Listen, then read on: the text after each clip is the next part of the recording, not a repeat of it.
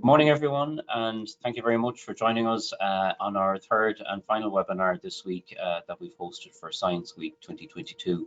And apologies for that just slightly late start, some technical problems on our end, but we're good to go now.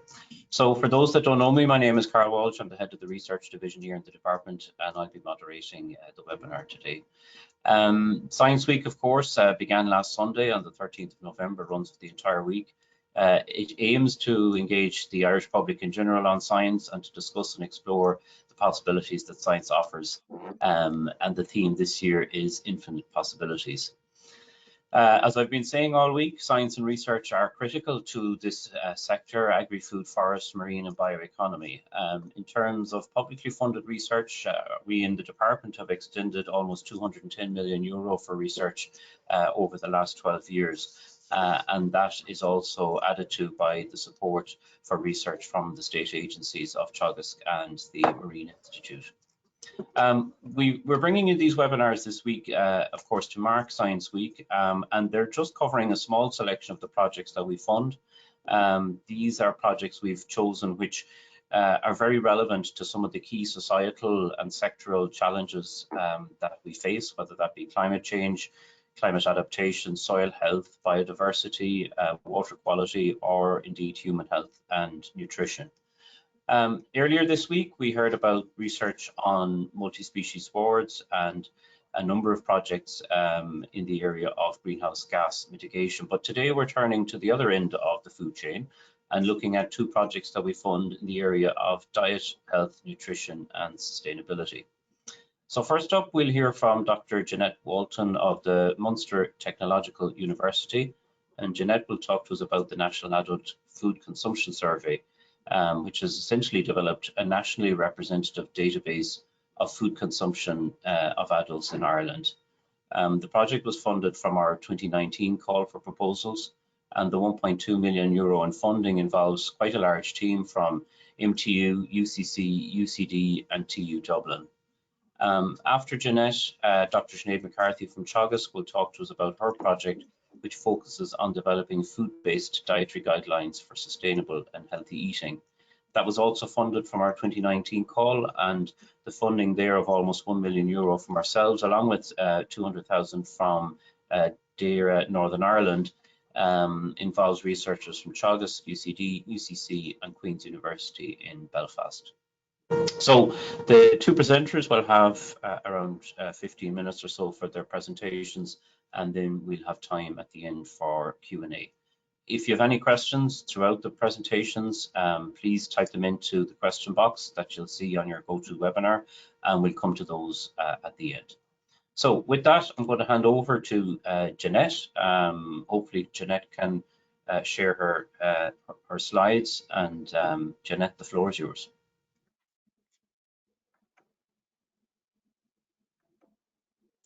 Okay, everybody, can you see, or the team, technical team, can you see my slides? Perfect, Jeanette. And can you hear me clearly? Okay. Okay. Good to go. Thank you very much, and thank you very much to Carl and Helen from the Department of Agriculture, Food and the Marine for inviting me here today to share in one of the really exciting projects that are funded by the department.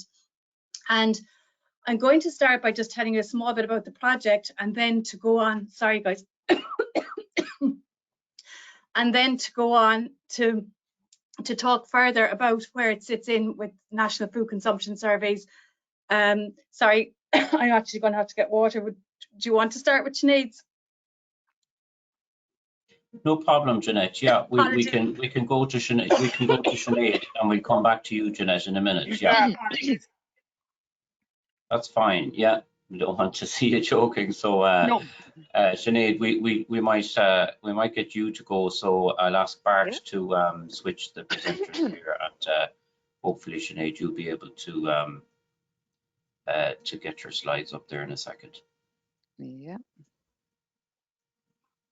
Excellent. Yeah, just into slideshow now. So, are we fully on view and I can be heard? Yeah. You can be heard. Yeah, just flick on a slide there just to make sure the Yeah, slides the come through text okay. coming Yeah, up there yeah, now. yeah. Yeah, perfect. Perfect. Yeah. Okie doke. Thanks, Carl. And Jeanette, I hope you recover shortly. So I meant to follow Jeanette. So we might we work in a similar area and we use similar sets of data. So we might overlap a little bit on some of the things that we say. And the project that I'm here to give context to is the Sustainable Healthy Dietary Guidelines, or what we call the SUHI Guide project. And as Carl mentioned, there are 4 institutions across the island of Ireland involved in this project: ourselves, Queen's in Belfast, UCC and UCD. And this is funded by the Department of Ag, Food and Marine here in the Republic, and DERA in the north. So this is very much to the approach I've taken with this presentation is to give you some insights and considerations for a sustainable diet. And I thought maybe I'll start at the very beginning and talk about what affects our food choice. And maybe while I'm speaking, think about your own diet, think about the decisions you make, what influenced your breakfast this morning, or what influenced your dinner last night, or what you might make for dinner this evening. So all of these choices and decisions are some of the most frequent behaviors that we actually engage in as humans. We make about 200 different food decisions each day, from maybe what you do want to eat, what you don't want to eat, what you're in the mood for, what you're not in the mood for, what you can afford, what's in the press, and so on. So it is the most frequent behavior we engage in on any one particular day. And taste is probably the #1 reason for the foods that we consume and the foods that we choose. So if something doesn't taste nice, you're unlikely to eat it again, regardless of what health benefit or any other benefits it might purport to have. So we have to consider all of our healthy eating guidelines from the perspective of taste as well, and not just health. So these are the various factors that affect our food choice, and these come into play depending on whether you're a single household or there are multiple people in the house and you're trying to maybe satisfy everybody at the same time, from our own cooking skills, the money, the time, what's available when we go into the shop, maybe on our way home from work this evening. All of these different aspects influence our food choice. So this underpins very much healthy eating and sustainable eating and sustainable diets as well. So just to have a quick whistle-stop tour of what a healthy and sustainable diet is, I'm going to give you a quick introduction to both topics separately. So why do we need to eat a healthy diet in the first place? Well, fruit and veg is probably the most important aspect of a healthy diet, and we should be eating 5 to 7 portions of fruit and veg every day. And you'll often hear that adage of eat a rainbow of foods. And the reason we should eat a rainbow of foods and a range of colour when it comes to our fruit and veg is because of many essential nutrients that are within fruit and vegetables. So carotenoids are one of these essential nutrients. You'll have heard of carotene, more than likely, that comes from carrots. We've lycopene in tomatoes. And these carotenoids give the fruit and veg their colour. But not only do they give fruit and veg their colour, but they help keep our bodies healthy as well. So the fruit and veg, or the carotenoids, help to keep our arteries clear, prevents the deposition of cholesterol in the arteries that causes the arteries to narrow and subsequently heart attacks and stroke. So the fruit and veg, literally, if you imagine the carotenoids mop up all the bad LDL cholesterol in the bloodstream and help maintain a good level of HDL, or the good cholesterol as it's often known as. So this is just one of the reasons as to why we need to eat a healthy diet and why fruit and veg is so important in our diet. So you're all probably familiar with the food pyramid that we use as our health eating guidelines in the Republic of Ireland. And essentially what the food pyramid does is it takes all of the essential nutrients that we need to have in our diet, and rather than telling you as a consumer in the population that you need to eat vitamin C or you need to eat vitamin A to be healthy, what it actually does is puts it into a graphical representation that makes sense as a consumer. So we can see with the food pyramid, you eat most of the foods from the bottom and you eat the least amount of foods from the top, and it just decreases as you go up the pyramid. So that's easier to communicate to consumers than trying to tell them about individual nutrients. So when it comes to sustainable diets, it's not just as easy. A sustainable diet is defined by the FAO as one that has low environmental impacts, contributes to food and nutrition security, and to health for present and future generations. So it's very much that protection of the planet for our future generations. When we think back that the food pyramid translates the nutrients into an eating guideline, aspects of a sustainable diet are multiple as well. So it ranges from biodiversity and ecosystems, so that the foods we eat and the foods we grow and produce are respectful of the ecosystems and respectful of biodiversity and don't damage these.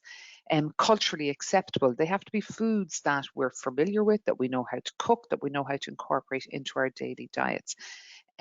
Economically fair, that they're affordable for the population as well, that no one particular subgroup is going to suffer or be treated unfairly as a result of these types of diets.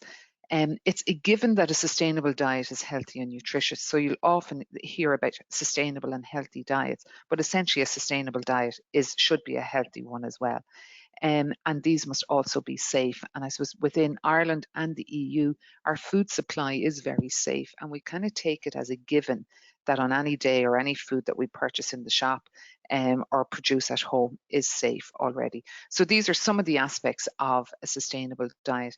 Now, how do we blend that with the healthy eating guidelines so that we can have a graphical representation that will bring together both the sustainable eating guidelines and healthy eating guidelines that are in balance both for our personal health and for the health of the planet as well. So that's where some of the difficulties arise when it comes to sustainable healthy diets.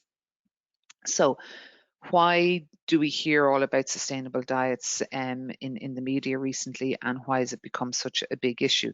Well, food consumption contributes approximately 30% of the total greenhouse gas emissions within the EU. But what's important to note here as well, we have to eat. And I think if nothing else, when we were in our first lockdown back at the start of 2020, we realized we can exist within a 2-kilometer bubble. We don't need to take transatlantic flights. We don't need to be in our cars driving to work or to friends and events every day. But we do need to eat, and eating became a really important behaviour during the first lockdown of COVID. So it is something that we have to engage in, but we do need to engage in a more sustainable and healthy manner when it comes to eating because of its contribution to greenhouse gas emissions. So it has a strong impact on the food, the climatic, or there is a strong climatic impact on the food system of the foods that we eat. So we need to look at the food system now, not only from how we eat it, but also how it's produced. So if the foods are produced more sustainably, then ultimately the foods that we eat are more sustainable as well. So we need to get this balance right for both our personal health and for planetary health as well. So going back to the food pyramid that I talked about a few slides back, and taking some of the National Adult Nutrition Survey information that Jeanette will talk about and that the Department of Agriculture have previously funded, and looking at how well do our diets align with the healthy eating guidelines. So when we look at fruit and vegetables, we're told we should have 5 to 7 portions of fruit and veg, which on average is about 450 grams of fruit and veg each day. We're eating too little fruit and veg. We're only filling up a little bit of this shelf. We're consuming just less than 2.5 portions a day, or around 200 grams a day.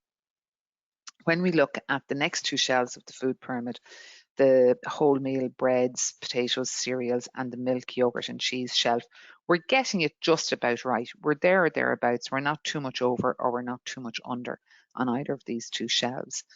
When it comes then to the protein shelf, where we have meat, poultry, fish, eggs, beans, and nuts, and some of the protein alternatives that we are starting to see on the market as well, we should have 2 servings a day from this shelf. And at the moment, we're eating more than that. So we're having that little bit too much from this protein shelf. When it comes to the fat, spreads, and oils, again, we're not too bad. We're staying just about right. And then when we come to the very top of the food pyramid, it's not every day we should be eating these foods, maximum once or twice a week. But in actual fact, we're eating more from this shelf than we are from the actual fruit and veg shelf down at the very bottom. So being out of balance with our healthy eating recommendations also leaves us out of balance somewhat when it comes to the carbon footprint of our diet. So the carbon footprint of the diet is the total greenhouse gas emissions that are associated with the production and the consumption of food. So if you imagine a carrot has a carbon footprint of 0.5 kilo of carbon per kilo of carrots produced. So that's the full carbon cost from when it gets grown on the farm to when it ends up in the shop to when it ends up on your plate in the kitchen. And that's the cost, the carbon cost of that kilo of carrots. Red meat tends to have the highest carbon footprint at approximately 35 kilos of carbon per kilo of red meat. So we tend to see the higher contribution to the carbon footprint of the diet coming from the protein shelf. And then the treat shelf, or the foods high in sugar, fat and salt, tend to have a low, in general, they have a low carbon footprint. It's not as high as the protein shelf. When we look then at what the carbon footprint of these shelves look like, sorry, I'm going the wrong direction, we see that we're getting very little carbon from the fruit and veg shelf because plant-based foods have a low carbon footprint. So there's just about 200 grams in our diet of carbon coming from the fruit and veg shelf. And even if we were to increase the fruit and veg shelf to the 5 to 7 a day, that carbon footprint of that shelf is still going to be quite low. Because the high carbon content of animal-derived foods, we see a higher carbon cost associated with eating from this shelf. And at the moment, that's 2.8 kilos a day of carbon we're generating from the foods we eat on this protein shelf. But as I said earlier, the foods high in sugar, fat and salt tend to have a low carbon footprint, but because we're eating so much of them, we're generating a significant amount of carbon from this shelf. So there's nearly half as much carbon coming from this shelf as there is the protein shelf. And we have to remember that this isn't an essential shelf to consume from. So the pyramids were built back in Egypt hundreds and hundreds of years ago, and they're still standing. It's a very stable structure because of that wide base. And that's why it's used as a representation for our diet. We should have that wide base of fruit and vegetables to give us a stable structure to our diet. But that's not what's happening in reality because we're consuming too little of the fruit and veg. It's just not stable long term for either our personal health or for the planetary health. So if we look a little bit closer and see, well, is a healthy diet a sustainable one? If we were to eat within the guidelines that are proposed by the Department of Health and eat in the shape of a pyramid, would this be a healthier diet? Well, first of all, we need to increase our intake of fruit and vegetables. And that can be done in a number of ways. Essentially, your dinner plate should be half of your dinner plate on any given evening or lunchtime should be fruit and veg or vegetables. Incorporate vegetables into sandwiches like lettuce, cucumber, sweet corn into a sandwich. So add in those options if you're at the deli counter getting a sandwich. Look more so to carrot sticks, apples, grapes as a treat and a snack. Orange juice or any juice really should only be once a day. And then think about stir fries for dinner as well, where you can incorporate a lot of vegetables and bring a lot of colour into your meal as well. So very much increase the intake of our fruit and veg. We need to know our portion sizes when it comes to meat. The palm of your hand is approximately 75 grams. And it's 2 portions of meat a day we should be consuming. So you have your portion sizes with you at all times with your 2 hands. So if you eat within that recommendation of meat, we'll actually stay within the recommendation for that protein shelf by knowing our portions and how much we should eat. When it comes to the treats, we need to make quite a few significant changes. So rather than eating 3 times as many treats as fruit and vegetables per day, we need to reduce the frequency at which we consume our treats. So really it should only be once or twice a week. And if you want to be really bad, you could go for any day that has a tea in the week. So that would be Tuesday, Thursday and Saturday. You could have your treats perhaps, but just try and limit it to 2 to 3 days a week at most. If we followed these guidelines and brought that pyramid shape back into our healthy eating, we would actually save about 2 kilos of carbon every day. as well as being healthy. 2 kilos of carbon every day mightn't sound like very much, but it's actually over the course of a year could add up to nearly a transatlantic flight. So we can definitely make improvements in our diet that has both a planetary benefit as well as a health benefit. So looking then a little bit more closely at the Irish diet, we tend to eat patterns of food. So you don't really eat shelves of the food pyramid, but you tend to eat a mixture of each shelf. So if we look at the actual pattern of consumption, can we see patterns that are both healthy and sustainable, or do we see patterns that are unsustainable? And firstly, what we found was a very unsustainable pattern, where about a quarter of the population were consuming a high proportion of processed meats, a high proportion of savoury snacks, and a very high intake of alcohol.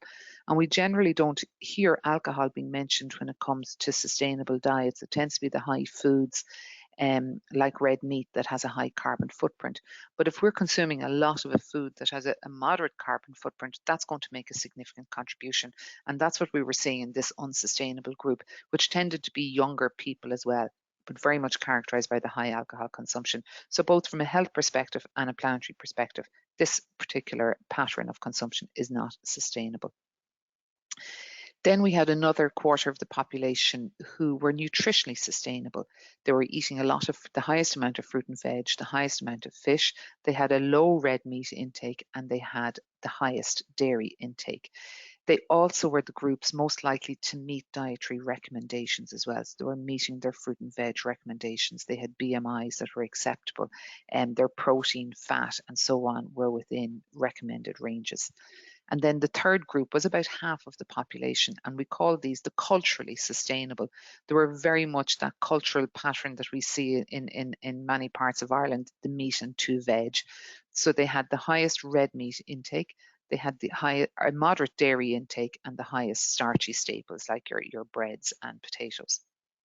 But what was most interesting when we looked at these 3 groups was that the unsustainable had the highest carbon footprint. Men in this group were generating about 9 kilos of carbon a day from their diet, and women were generating about 6 kilos a day. And then in the nutritionally sustainable and the culturally sustainable, we're seeing much lower intakes or much lower amounts of carbon being generated, or the carbon footprint of their diet, compared to that unsustainable group. So a healthy and sustainable diet would lie somewhere between this nutritionally sustainable group and the culturally sustainable group. And we can see that you can have a combination of foods that are high and low in carbon footprint, as long as they're healthy and stay within a healthy total dietary carbon.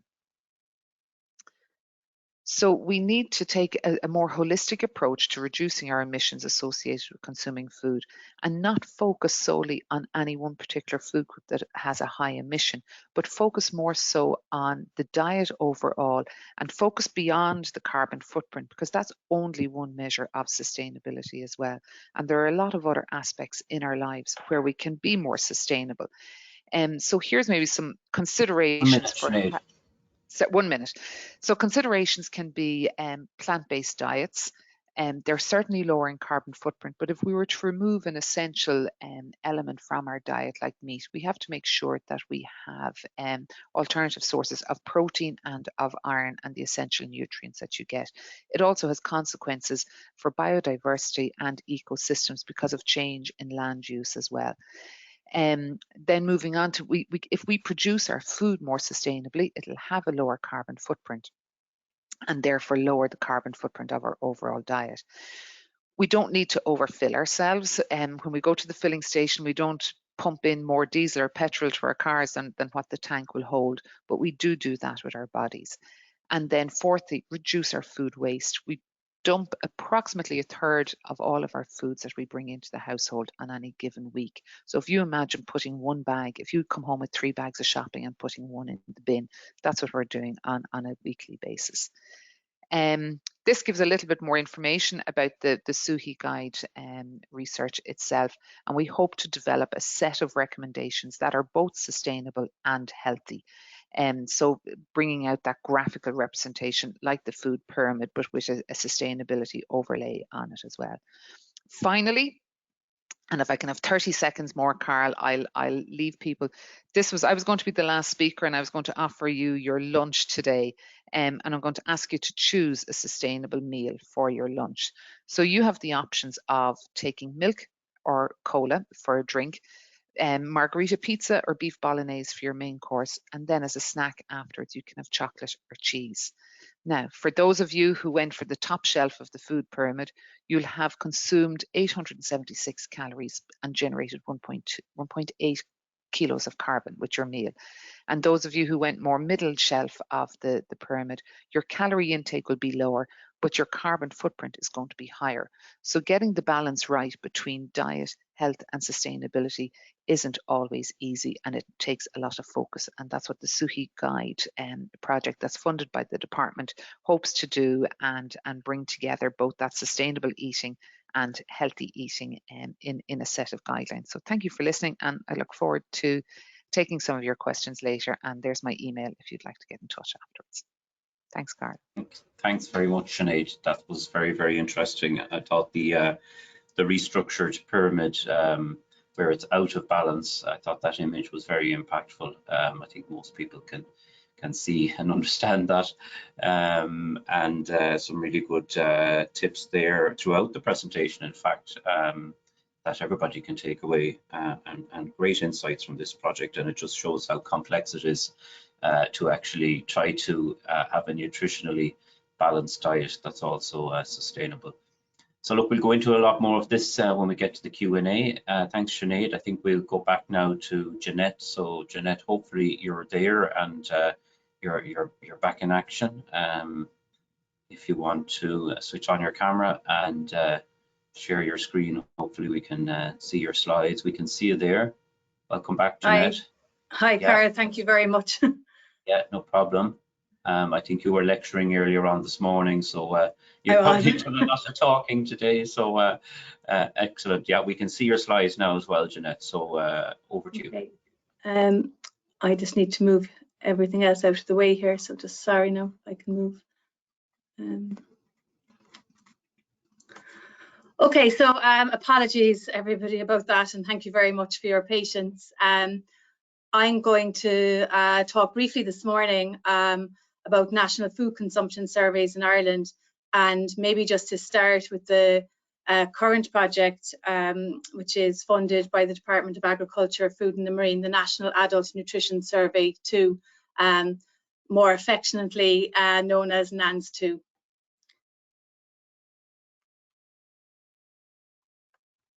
These slides are not going to go down. Right. So I might just start with the overall aim of this particular project and then put it in context of the other surveys. But the overall aim of this project was to establish a nationally representative database of food consumption in 1,000 adults aged 19 and over in the Republic of Ireland. And the key purpose for this project is to address issues in relation to nutrition and food safety, and to support agencies responsible for food and nutrition policy and regulation, both nationally and internationally. I remember the first time I heard about the word food consumption, it was actually from Sinead, who was our previous speaker, and about databases of food consumption, and wondered why would anybody want to collect databases of food consumption? And I hope in the next 10 minutes or so that I'll be able to show you exactly why one would like to collect databases of food consumption and the absolute importance of them.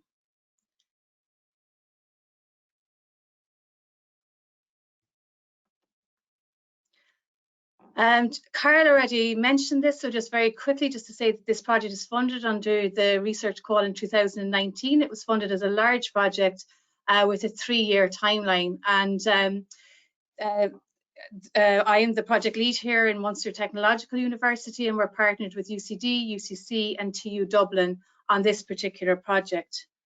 But it's important to realise that it's not just us that complete these surveys and have the expertise in these surveys. And we work as part of the Irish Universities Nutrition Alliance.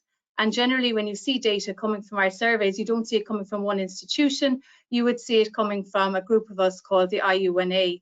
The IUNA was founded in the 1990s, and it brings together nutrition expertise across the island of Ireland. Not just in research, but in teaching as well. And the IUNA have been carrying out food consumption surveys in Ireland for the last 25 years.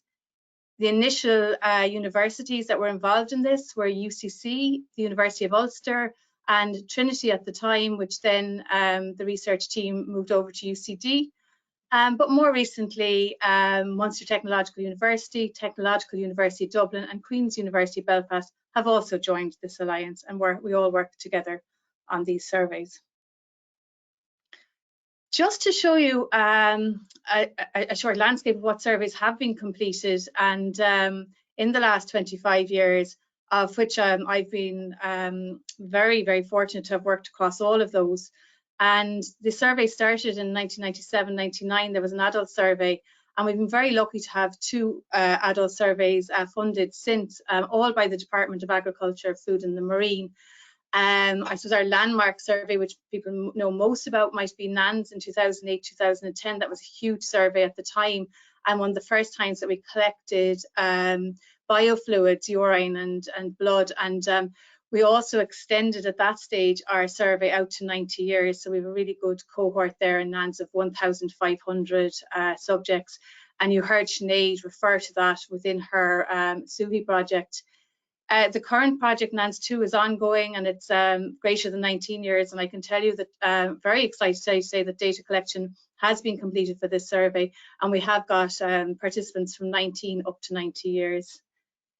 Again, very fortunate in Ireland to have the Department of Agriculture, Food and Marine funding these surveys, and we have 2 recent surveys of children and teenagers as recent as 2017 to 2018 and 2018-2019 for children and teenagers respectively. So what we can say for Ireland is that we're very up there in terms of our dietary surveys and very, very up to date with them. Again, probably our preschool children data is starting to get out of date, but it is out of date, I suppose, slightly. It's 2010, 2011. But for other surveys, it's really good to have up-to-date data on food consumption in Ireland across all these population groups. So what do we collect in these surveys? And I suppose the first thing I might tell you is what we collect and how we do them very briefly, and then give you some applications of them. We collect really detailed data on food and beverage consumption, down to every single thing that a participant would eat at every single time in the day. We also, from each of those foods, collect nutrition and ingredient information, and even information on the packaging that the product comes in. We collect detailed information. In fact, we typically measure the participants in their own homes where possible, and get physical measurements such as weight and height, waist circumference and hip circumference, which allows us to understand the weight status of the population, and also to be able to see if there's any relation between the current weight status or waist circumference or waist hip ratio in our population to metabolic diseases and non-communicable diseases. We collect really detailed data on physical activity, health and lifestyle, food choice determinants and eating behaviour. And all of this is very, very valuable to have in the same participants that we have our food and beverage consumption data. In the more recent surveys, we've collected urine from all participants, and we've also collected blood samples in our adult and teenage populations. And again, we're collecting blood samples in our current survey. Our food consumption data is entered into a nutritional analysis software package, which is based on the UK food composition database, but very heavily updated with new codes that we make here based on nutritional supplements, fortified foods, and recipes of composite dishes, all data that we collect from our participants throughout the surveys. Our questionnaires are entered also into a computer system again, and the data sets are brought together and with an extensive amount of quality control, and then are ready for use. The data are analysed using statistical packages, and they're published in a variety of forms. Within the lifeline of the projects, we typically have the time to produce a summary report, which gives us the very, very preliminary data on these surveys. And often within the timeline of the survey as well, we can complete some conference abstracts and present some findings. And then usually we afterwards we have thesis that come out of them as well, master's and PhD thesis, some of which get written up within the time of the survey and some which take that little bit longer, and then peer-reviewed papers. So the data that we collect are disseminated widely from a scientific aspect, but are also used, as I had said earlier, in terms of addressing issues nationally, at European level, and even globally, that these data are used afterwards, and often a long time after the survey is completed and the funding is used. A key application of IUNA surveys is for food safety, and the Food Safety Authority of Ireland use these surveys on a regular basis. They're responsible for the food safety of our food supply, and also for feeding into Europe on our on any issues in relation to food safety. The surveys are used to determine any exposure we have to any risks within the food chain, and these are just one or two examples: additives, pesticides, packaging materials, and food toxins. But really, the data are collected in such a way that we can look at the risks for absolutely anything. This is just a schematic diagram from EFSA on how we look at risks. And first of all, the hazard itself, whether it's an additive, a pesticide, whatever it is identified, then is characterized, and then there's a detailed exposure assessment before the risk is characterized. And it's really important for this that we understand the chemical occurrence within the foods that we consume, and also if the foods are consumed at all, or how often the foods are consumed, or who's consuming the foods. And again, this is really really important that we have the surveys across all of the different age groups, because typically if there are any issues, it's quite likely that they could be in children or very young children who'd have a smaller body weight. So the detailed data that we collect in the surveys in both the ingredients and nutrients within the food, and also the consumption of these foods, allows us to be up there as the best in Europe in terms of being able to identify these hazards. Here's two examples of both from the Food Safety Authority of Ireland, where our data were used to assess population exposure to food contaminants. In the first one here on your left, the total diet study, that looked at exposure to a number of different chemicals. And the one on the right here is one on fluoride, and again in adults and children in Ireland. And again, these data are so crucial to be able to answer these questions in relation to food safety. Here's just a few published papers also on food safety assessment. Since the sugar tax has come in Ireland on soft drinks, there's been a move towards more soft drink reformulation to as artificial sweeteners rather than sugar in a number of products, but mainly in soft drinks. So it's important that we can monitor the intake of these sweeteners, across our population groups. And with children and adolescents having the highest beverage intake in terms of soft drinks, typically that would be globally, it's really important that we can look to see if, as we move from sugar to artificial sweeteners, have we still got a safe food supply and consumption. Yeah, I suppose a more obvious application of the IUNA surveys would be in relation to nutrition. We typically look at the dietary habits of a population group in terms of nutritional status. As Sinead mentioned earlier, whether we meet the healthy eating guidelines or not. And again, generally the food pyramid would be where we'd be looking at there. Is there any relation to our food consumption in Ireland and our obesity rates and our rates of diet-related diseases? We can also look at the benefits and safety of food fortification and supplement use. And again, it's because of the detailed data that we collect within our surveys that allows us to do that. Also, very excitingly, we're adding quite a lot to dietary assessment methodology and nutrition knowledge globally. And the data are used by many to progress different areas of nutrition research across Ireland, and also collaborations with other researchers, both in Europe and more internationally, in terms of bringing methods forwards in terms of food and nutrient research. Industry also would find great uses for the surveys in terms of developing healthier food products. And again, it's just to understand what nutrients that we're low in or what nutrients we're not getting enough of. And then from there to see how they can work to improve the food supply. So we work very closely with industry as well. 5 minutes. Pardon? 5 minutes. 5 minutes, thank you. In terms of the development of healthy eating guidelines, in order to develop healthy eating guidelines to improve nutritional status, we must first know what issues need to be addressed, and Sinead touched on that.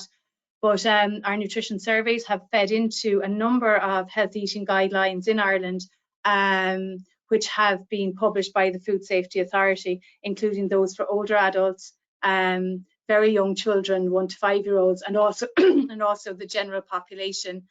And public health agencies also rely on our nutrition surveillance data to inform the direction of their campaigns.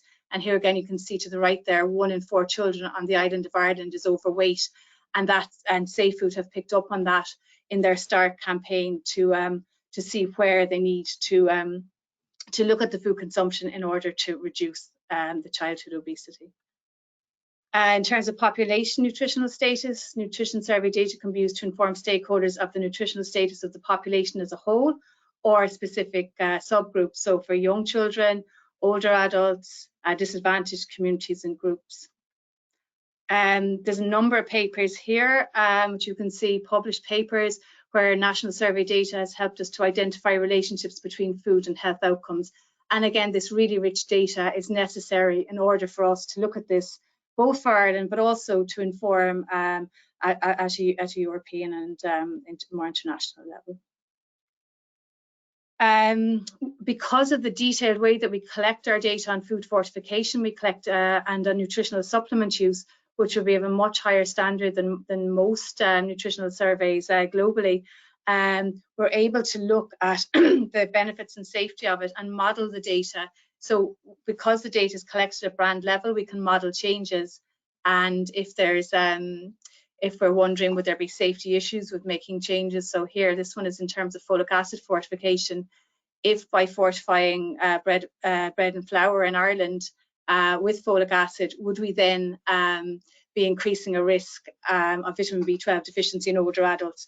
And again, this report has been published by the Food Safety Authority of Ireland, but the data from the National Adult Nutrition Survey have fed into that. And also, again, estimating safe maximum levels of vitamins and minerals in fortified foods and food supplements. And we got a query from the European Commission only a couple of weeks ago, again in relation to nutritional supplement use in Ireland, because they were aware that our data were very, very rich in terms of that information.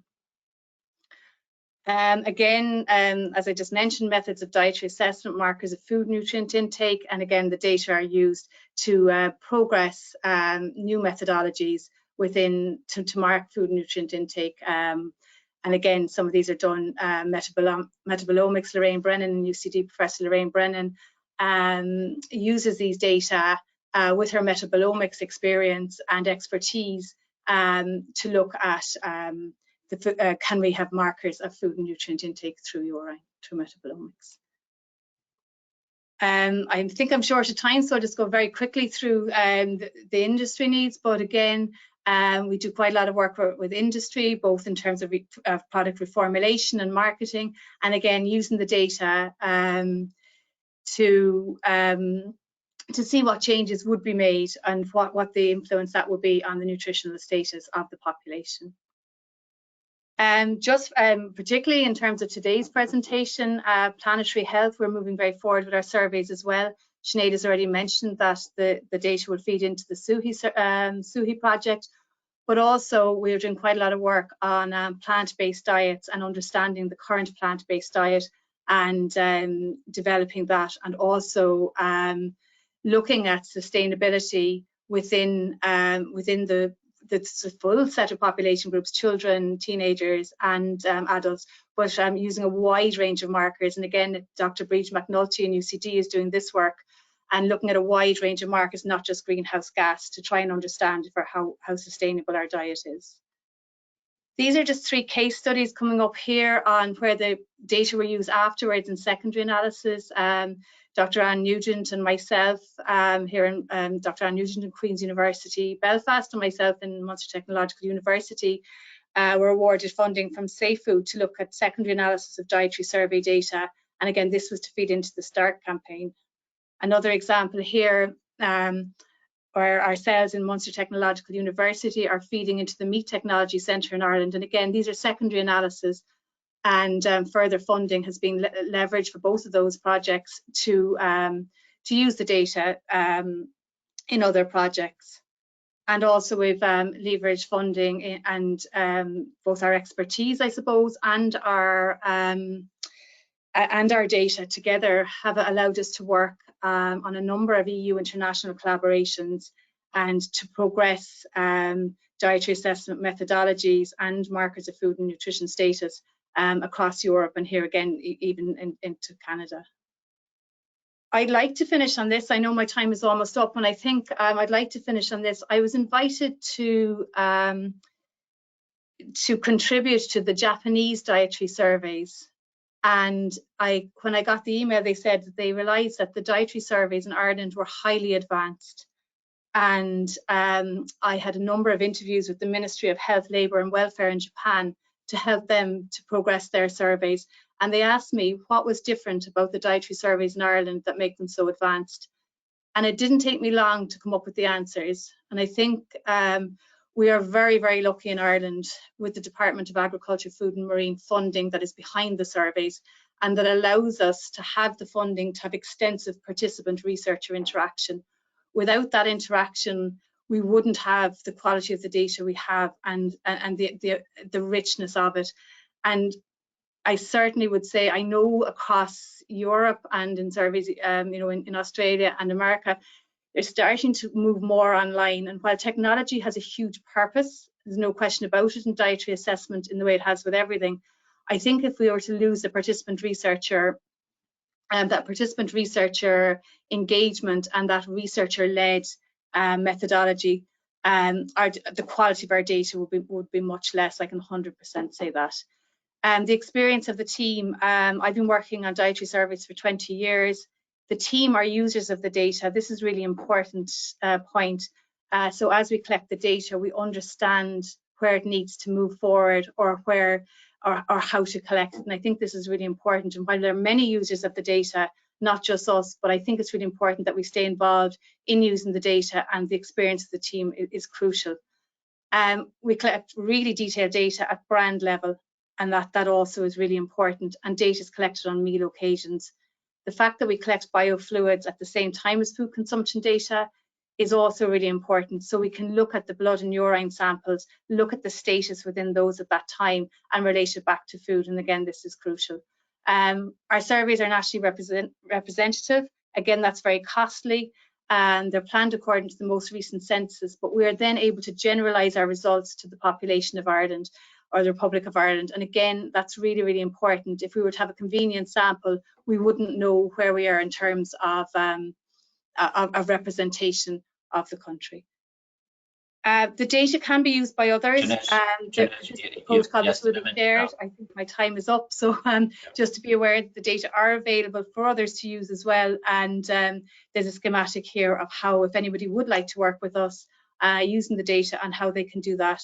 And more information available at www.iuna.net. And thank you very much for your time. Thanks, Jeanette. Thank you. You can leave the slide up if you like, and I'll ask Sinead to turn on her camera and join me back here as well. So lots of questions coming in. So I think we better get straight to them. So I'll probably go to Sinead maybe first. A question there, it was one I was wondering myself when you were showing the pyramid. Do we know how much more in the protein shelf we're eating in terms of portions? You said that we're overeating that and the top of the pyramid, but like roughly in terms of portions, how much overeating are we doing there?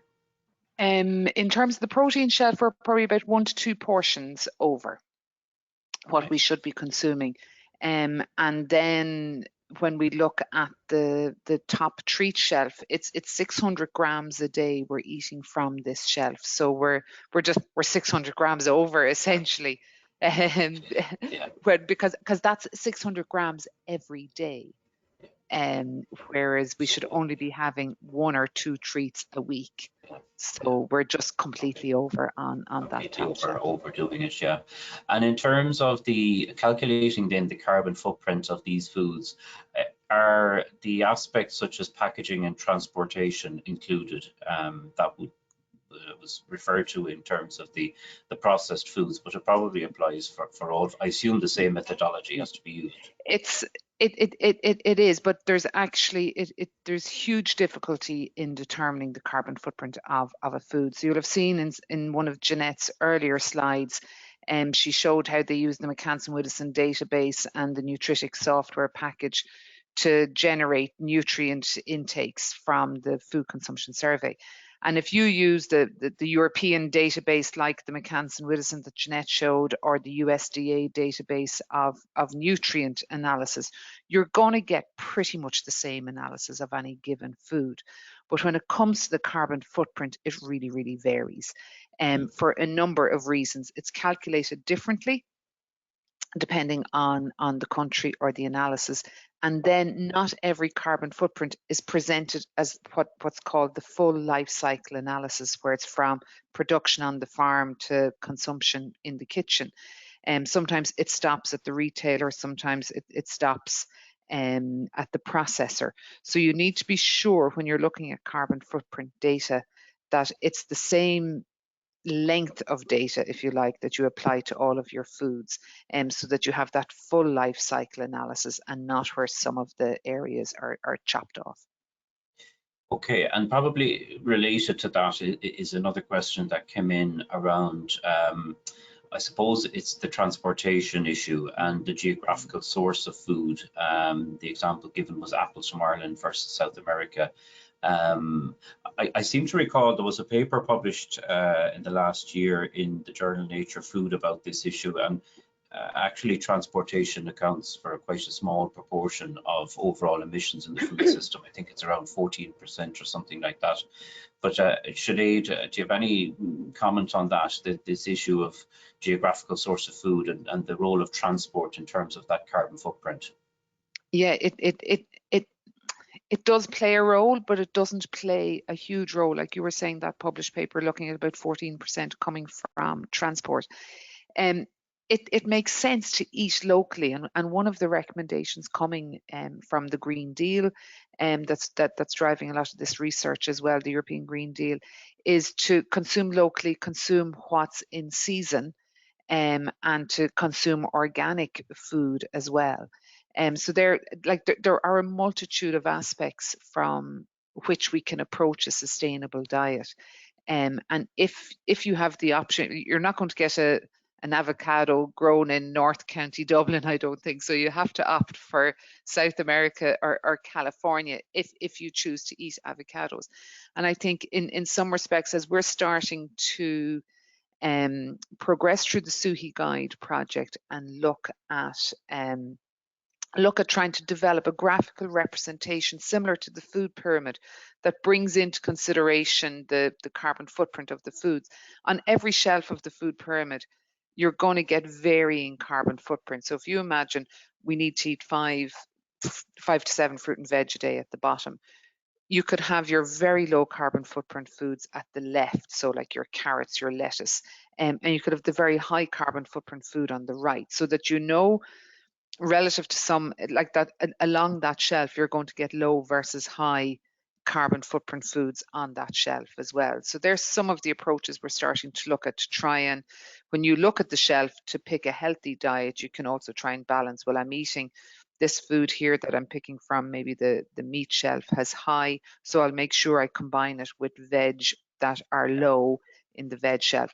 So it's to try and get the balance right, and it's to put things in context.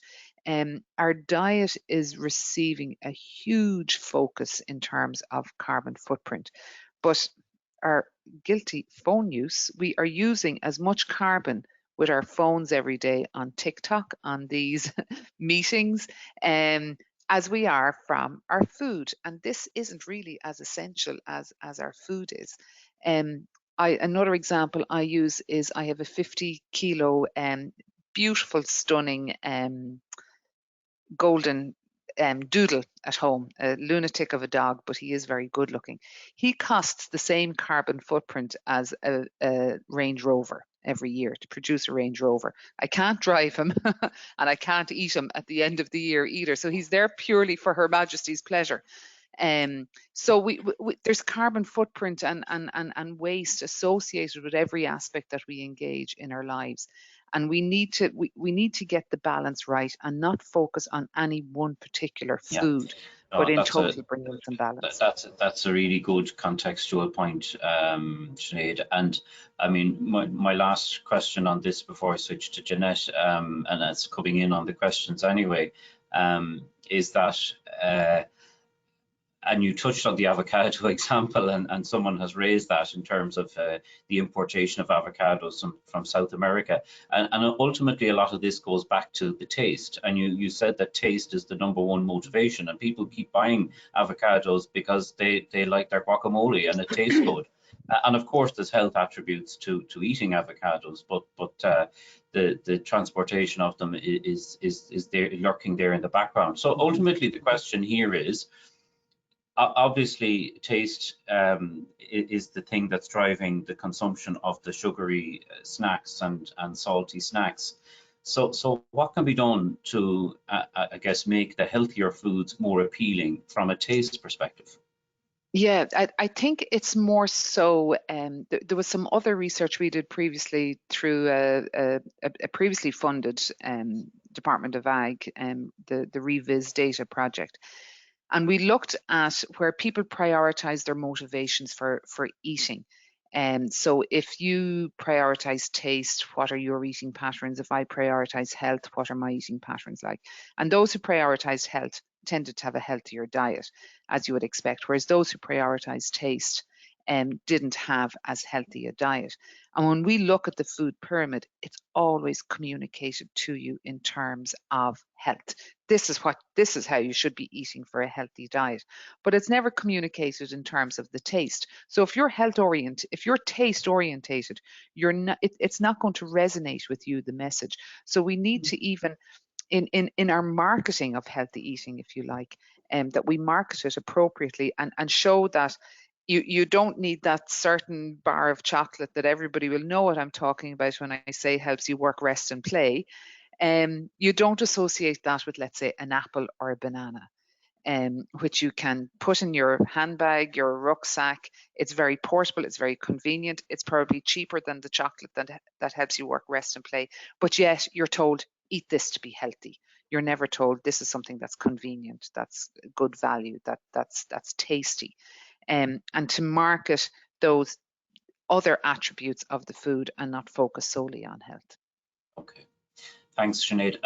Jeanette, I'm going to come to you. I know I'm up against it on time, so hopefully the attendees can stay around for another few minutes. So Jeanette, there's one or two questions here. One is, when will NANS 2 be released? And there's another question on whether you have any data on the impact of COVID on our consumption. Okay, NANS 2, the project ends on the 31st of August, and we would hope to release summary presentations and launch fairly straight away after that. So we'd be hoping in September, October of 2023 for that. Yeah, the data were collected right through COVID. We had to completely rewrite our ethical proposal and completely change all of our methodologies for NANS 2, as the project was funded in 2019, and in March 2020 things changed drastically. There are other surveys out there in Ireland. Well, I know they were being collected. I haven't seen them published on food consumption in Ireland, and I think European-wide data that were collected during the COVID period. Again, I think they were collected online and in a convenient sample, but again, the data will be very valuable. But in terms of nationally representative data, NANS 2 was collected right through the pandemic. Okay. it would be Okay. interesting to And see. Jeanette, do you, in the surveys, is there any estimation done of physical activity? Yeah, so in some of the previous surveys, we would have collected it using objective data as well, but the funding just became, the cost of the surveys just became too much, and it wasn't feasible to have objective measurements like accelerometers, because they're extremely expensive both to buy, to use, and to analyse. But we do collect, we use a physical activity questionnaire, an international physical activity questionnaire, which is used globally, and so it's comparable as well to other countries and other data. And those data are collected for everybody on the surveys. Yeah, no, it's an important aspect, because when we talk about the societal challenge of obesity, it's the other side of the coin. It's very interesting to have the long-term dietary consumption information, but it will be also very interesting to look at that physical activity aspect. Sinead, If I can you just, want to come in? we did in Teagasc, we did a survey as part of an international survey on food practices during COVID. What we did see was there was a reduction in food waste, and people were more likely to use leftovers as well, because they had more time for planning and for shopping. And I suppose, again, our entire focus became, for me, going shopping was the only social outlet I had. You're getting up early in the morning and queuing outside the supermarket just to get our food. So because I suppose it became such it was a valuable exercise to do, we became much more conscious of how much we were eating, because we were limiting our time in the shop. We were getting in and getting out as quickly as possible. We were planning our meals better. We had more time to do all of that. We didn't have that commute to work and so on. So we need to maintain some of those good practices that we did start during the lockdown, in terms of being that bit more sustainable, especially when it comes to food waste. That we were using up our leftovers, because you were at home every day to eat it, as opposed to maybe traveling to an event or a meeting the following day and not getting to use the food that's in your fridge. I might just come back in there as well, if you don't mind, Cara. Can I make one last point? That there's some really nice data out there on food choice and determinants, etc., and food habits. But I suppose if you look back to the dietary surveys, and one of the key reasons that they are funded is for their use by the Food Safety Authority of Ireland, as for food safety as much as they are for nutrition, or to understand food choice or food habits. So collecting the detailed dietary data at an individual level and nationally representative and per food, at brand level with the fortified foods and nutritional supplements collected, I think answers different questions. Both are very valuable, but these obviously will answer very different questions. Great. Well, look, thanks, Jeanette, and thanks, Sinead, very much for your time and your excellent presentations today. I really appreciate it. If people could just hang on for one more minute while I conclude and wrap this up. As I said, it's the final webinar of our Science Week. And actually, if we go back over the week, we've heard some really interesting research going back to Monday, our seminar on multi-species swords, where we learned things like that the animals on multi-species wards finish over 1 month earlier to reach slaughter weight, and that has direct climate benefits. And we also heard, in fact, linking into today's presentation, that the meat from those animals had significantly higher levels of polyunsaturated fatty acids and omega-3s, which we are supposed to be eating more of. And then in the climate presentations on Tuesday, we heard a range of scientific breakthroughs from the projects we funded, whether that be the effect of raising soil pH, which resulted in a 40% reduction in nitrous oxide, 30% less methane from animals that are selected for low residual methane emissions, or indeed the impact of including diversified systems on farms having an impact as well. And then today we came to the food and nutrition end of things. And I suppose one statistic that stuck out in my mind there was that from the adult nutrition surveys, we're seeing that at least 25% of adults are eating unsustainably. And I think some of the key messages there were more diversified diets, more fruit and veg, need to focus on our food waste and reducing that, and not overeating. So we in the department will continue to advocate for science and research and continue funding this area. It's a really key part to delivering on all of the missions and ambition in the Food Vision 2030 strategy. We're going to continue funding this excellent science that's public good in nature. Keep an eye out for further events that we'll be running over the coming months on our social media accounts on Twitter and LinkedIn. And finally, just to flag that earlier this week, we launched our new dashboard, a lot of information and statistics there on the research we're funding. And you can also download a lot of final reports from projects that have concluded. And there's a video on our YouTube channel that shows you how to navigate that dashboard. And we put the webinars we held this week also up on our YouTube channel. So thanks everyone for tuning in, and enjoy the rest of your day. Thanks, Carl.